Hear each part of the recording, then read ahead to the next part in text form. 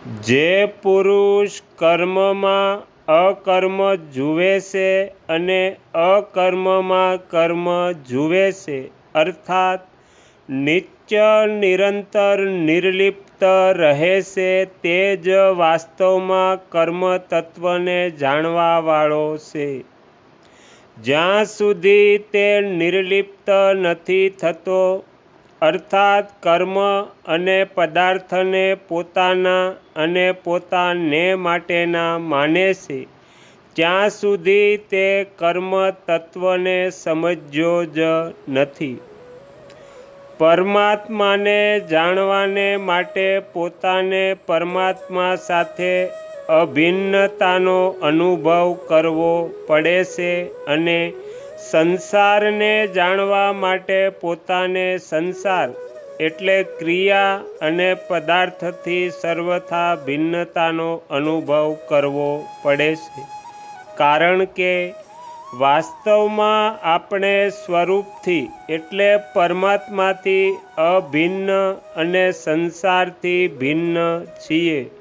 એટલા માટે કર્મોથી અલગ થઈને અર્થાત નિર્લિપ્ત બનીને જ કર્મ તત્વને જાણી શકીએ છીએ. કર્મો આદિ અંતવાળા છે અને હું પોતે જીવ નિત્ય રહેવાવાળો છું. આથી હું સ્વરૂપથી કર્મોથી અલગ નિર્લિપ્ત છું.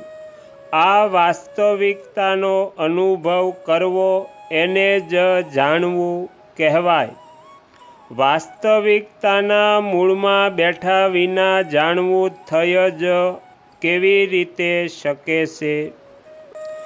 જેવી રીતે કાજળની કોટડીમાં પ્રવેશ કરીને પણ કાજળથી સર્વથા નિર્લિપ્ત રહેવું સાધારણ બુદ્ધિમાનનું કામ નથી. એવી જ રીતે સઘળા કર્તવ્ય કર્મોને કરતા રહીને પણ કર્મોથી સર્વથા નિર્લિપ્ત રહેવું એ સાધારણ બુદ્ધિમાનના વશનું કામ નથી. એટલા માટે ભગવાન એવા કર્મયોગી મનુષ્યોમાં બુદ્ધિમાન કહે છે.